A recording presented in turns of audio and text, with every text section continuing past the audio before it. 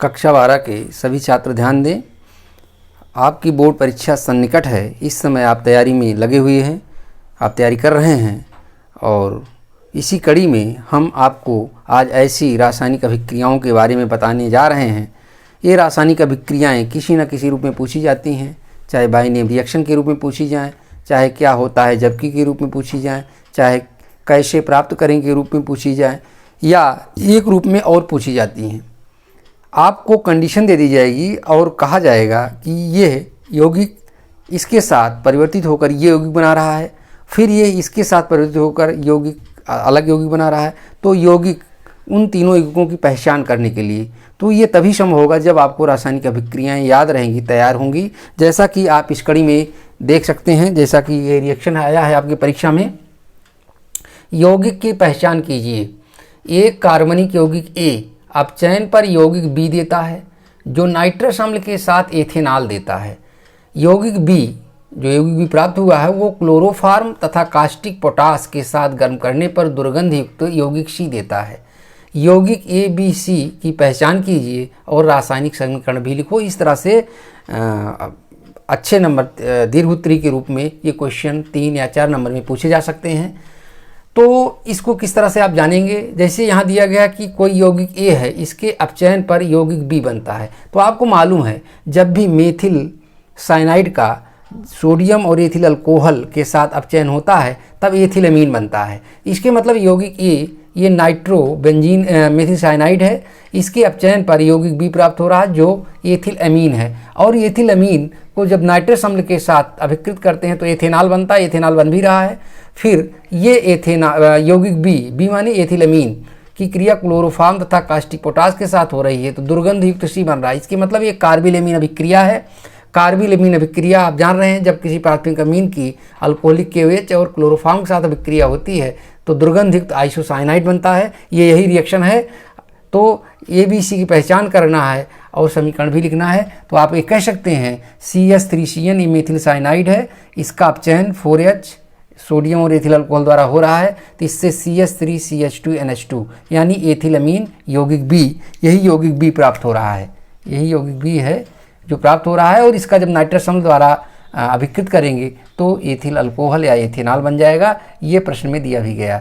पुनः कहा जा रहा है कि यह यौगिक B यानी एथिलअमीन को क्लोरोफॉर्म और KOH के साथ अभिकृत करने पर दुर्गंध आइसोसाइनाइड बन रहा है। इससे ये कार्बिलएमीन अभिक्रिया है और इससे बनेगा CS3CH2NC यानी एथिल आइसोसाइनाइड बन जाएगा। 3KCl + 3H2 ये वास्तव में कार्बिलएमीन अभिक्रिया है। कार्बिलएमीन अभिक्रिया है।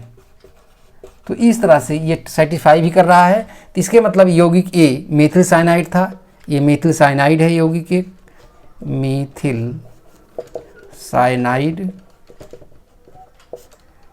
यौगिक B एथिलअमीन है, यौगिक B में एथिलअमीन हो गया। और यौगिक C जो प्राप्त हो रहा है एथिल आइसोसाइनाइड है, यानी यौगिक C जो है एथिल आइसोसाइनाइड है। तो पहचान हो गई, A मेथिल साइनाइड है, B एथिलअमीन है और C यौगिक एथिल आइसोसाइनाइड है। तो इस तरह से इस अभिक्रिया के आधार पर आप यौगिकों की पहचान कर लिए और समीकरण लिखना ही था। आप इस तरह समीकरण लिख करके आप ये दिखा सकते हैं, यही रासायनिक समीकरण होगा। तो इस तरह से यौगिकों की पहचान करने के लिए भी पूछा जा सकता है। इसी कड़ी में दिया गया है निम्न अभिक्रियाओं में A, B व C की पहचान कीजिए। ये रिएक्शन दिया गया है।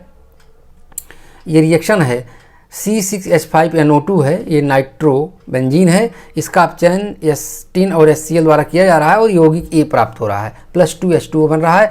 आप इसके पहले भी रिएक्शन पढ़ चुके हैं कि जब भी नाइट्रो बेंजीन का अपचयन टिन और HCl के साथ होता है तो एनिलीन बनता है। इसके मतलब यौगिक A जो था एनिलीन है, यानी C6H5NO2 + 6H टिन और HCl उपस्थित बन जाएगा C6H5NH2 एनिलीन बन गया +2H2O। तो यहाँ इसके मतलब A जो था एनिलीन था। फिर ये कह रहे हैं कि ये एनिलीन बन गया और फिर यहाँ दे रहे हैं ये यौगिक जो प्राप्त हुआ है ये यानी NO2 और HCl के साथ क्रिया करके यौगिक B बना रहा है। जब भी एनिलीन की क्रिया सोडियम नाइट्राइड और HCl के साथ होती है तो बनता है बेंजीन डाइओजोनियम क्लोराइड और 2H2 और NaCl बनता है। और जिसका आप चयन क्यूप्रस क्लोराइड और HCl द्वारा करते हैं तो क्लोरोबेंजीन प्राप्त होता है। इस रिएक्शन को हम जानते हैं, तो आप लिख सकते हैं ये C6H5NH2 यानी यही एनिलीन है। इसको जब हम NaNO2 और HCl के साथ अभिकृत करेंगे तो बन जाएगा C6H5N2Cl। ये N2Cl बन गया, C6H5N2Cl। ये आपका बेंजीन डाइजोनियम क्लोराइड है, और जब इसका क्यूप्रस क्लोराइड और HCl के साथ अपचयित करेंगे तो क्लोरोबेंजीन प्राप्त हो जाएगा और नाइट्रोजन मुक्त हो जाएगा। तो इस तरह से आप देख रहे हैं ये रिएक्शन, इसमें A, B और C की पहचान करना था। तो ये यौगिक जो है ये आपका बन रहा है एनिलीन C6H5NH2। यौगिक B की पहचान करनी है। यौगिक B जो है C6H5N2Cl बेंजीन डाइजोनियम क्लोराइड है, और यौगिक C6H5Cl यानी कि ये क्लोरोबेंजीन है। तो आप पहचान कर लिए। यौगिक A जो है आपका ये प्राप्त हो गया C6H5NH2 एनिलीन था। यौगिक B आपका प्राप्त हुआ है C6H5N2Cl बेंजीन डाइजोनियम क्लोराइड है, और यौगिक C6H5Cl क्लोरोबेंजीन है। तो इस यौगिकों की पहचान हो गई और संबंधित रिएक्शन भी आपने लिखकर दिखा दिया। तो इस तरह से आपकी परीक्षा में अगर पूछा जाता है तो आप इसको करके दिखा सकते हैं। ये रिएक्शन बहुत ही इम्पॉर्टेंट था। और इस तरह से एक और रिएक्शन आप देख सकते हैं। इसी तरह इसमें भी आपने देखा था यौगिक की पहचान किया, और ये महत्वपूर्ण रिएक्शन होता है। इसी कड़ी में एक प्रश्न और है, इसको हम मिटा दे रहे हैं। तीसरा रिएक्शन देखिए, ये इसी से नाइट्रोजन युक्त कार्बनिक यौगिक से ही संबंधित है।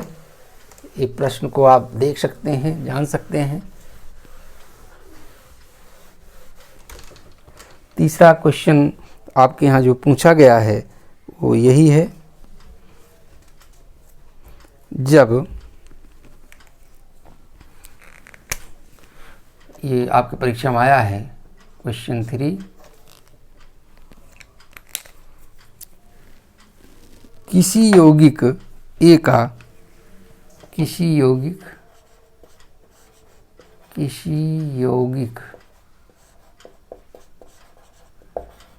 को फिनाल के साथ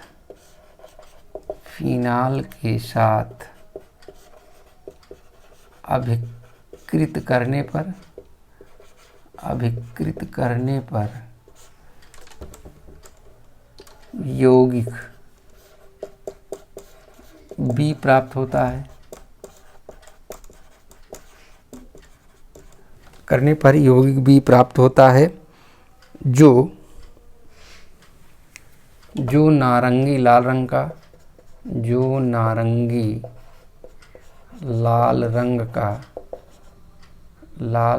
का रंजक है।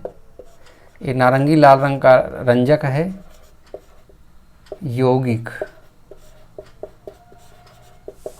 A व B की पहचान कीजिए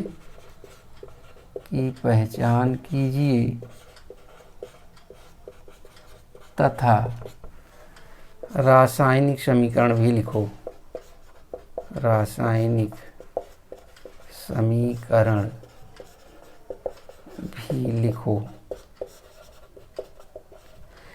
ये इसमें भी आपको ये रिएक्शन अगर आपको जानकारी है तभी यौगिक AB की पहचान की जा सकती है। इसमें दिया गया है किसी यौगिक A को जब फिनाल के साथ अभिकृत करते हैं तब यौगिक B प्राप्त हो रहा है जो कि नारंगी लाल रंग का रंजक है। A और B की पहचान करना है। आप रिएक्शन को जानते हैं कि जब बेंजीन डाइजोनियम क्लोराइड की अभिक्रिया फिनाल के साथ होती है तब नारंगी लाल रंग का रंजक प्राप्त होता है जिसको हम पैरा हाइड्रॉक्सी एजोबेंजीन कहते हैं। यानी ये रिएक्शन आप लिख सकते हैं। ये बेंजीन डाइएजोनियम क्लोराइड है।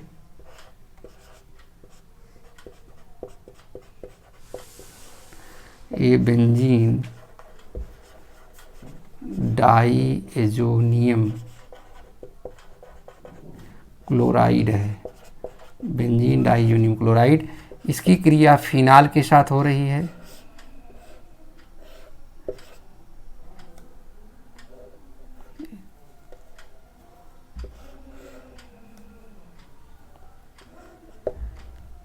ये फिनाल है,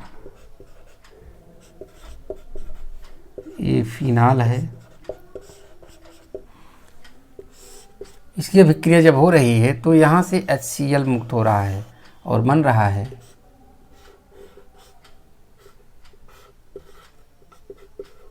N डबल बॉन्ड N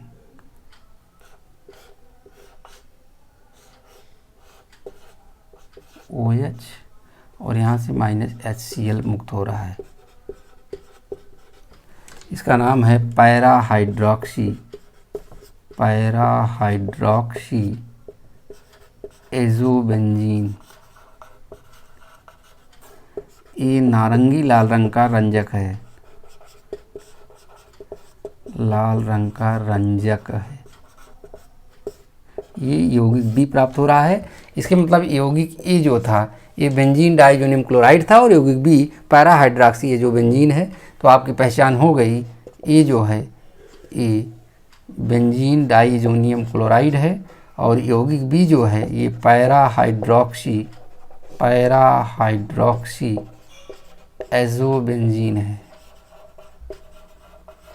तो इस तरह से यौगिक बी की पहचान हो गई और ये रिएक्शन उससे संबंधित आपने लिखकर दिखा दिया। तो इस तरह से भी रिएक्शन आपकी परीक्षा में पूछे जाते हैं कि कैसे आप प्राप्त करेंगे। इसी तरह से आपके परीक्षा में पूछा जा सकता है, अगला रिएक्शन के रूप में आ सकता है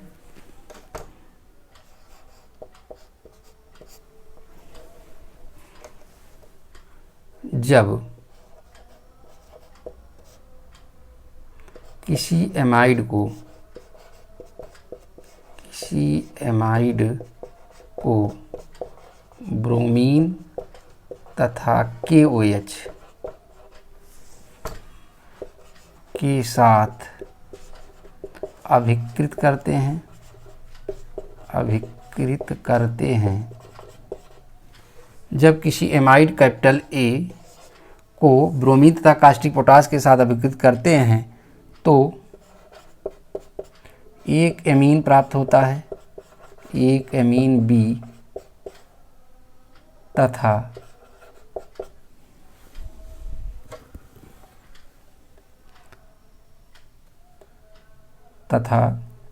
एक एमीन B प्राप्त होता है। B को जब क्लोरोफार्म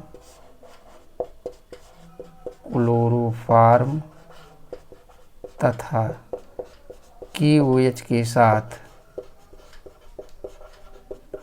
अभिकृत करते हैं तो दुर्गंध युक्त यौगिक C प्राप्त होता है। यौगिक AB व C की पहचान कीजिए।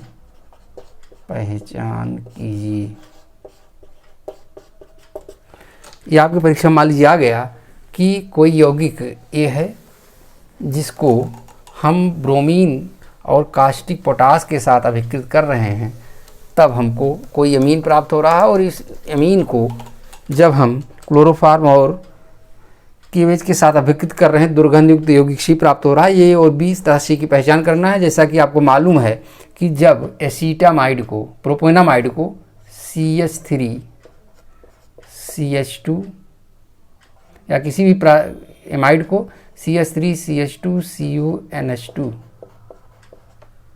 ये प्रोपेनामाइड है, प्रोपेनामाइड की अभिक्रिया ब्रोमीन तथा कास्टिक पोटास के साथ होती है तो इससे कोई अमीन बनता है। इससे बन गया CH3CH2NH2 + 2 KBr + 2H2O + K2CO3। ये यौगिक B अमीन प्राप्त हो गया। यानी यौगिक A कोई एमाइड है और यौगिक B कोई अमीन प्राप्त हो गया। इसकी अभिक्रिया CH3 CH2NH2 की अभिक्रिया जब क्लोरोफार्म CHCl3 और KOH अल्कोहलिक KOH के साथ होती है तो इससे बन जाता है CH3CH2NC plus 3KCl plus 3H2O। ये एथिल आइसोसाइनाइड बन जाता है, एथिल आइसोसाइनाइड बनता है जिसकी दुर्गंध आती है, दुर्गंध युक्त। इसके मतलब यौगिक ए आपका कोई एमाइड था, जैसे यौगिक एक जैसे प्रोपेनामाइड हो सकता है, CH3CH2CO NH2 हो सकता है। तब यौगिक बी एमीन हो जाएगा, कोई प्राइमरी एमीन CH3CH2NH2 हो गया, और यौगिक सी आइसोसाइनाइड हो गया। तो इस तरह से यौगिक ए और बी सी की पहचान हो गई और उससे संबंधित ए रिएक्शन है। तो इस तरह से आपके परीक्षा में, यूपी बोर्ड की परीक्षा में अगर इस तरह के रिएक्शन आपके परीक्षा में आते हैं, ए बी सी की पहचान करना हुआ, यौगिकों की पहचान करना हुआ, उससे संबंधित यौगिक को रासायनिक समीकरण लिखना हुआ, तो अगर आप इस समीकरण को याद रखेंगे तो आपको इस तरह के क्वेश्चन सॉल्व करने में सहायता मिलेगी। ये अलग ढंग का प्रश्न था जो कि रासायनिक समीकरण से ही संबंधित था। इस समीकरण को तैयार कर लेंगे तो इस तरह के क्वेश्चन भी आप सॉल्व करने में आपको सहायता मिलेगी, और इस तरह का इक्वेशन तैयार कर लेना चाहिए आपको। इसी के साथ आज की ये वीडियो समाप्त होती है। धन्यवाद।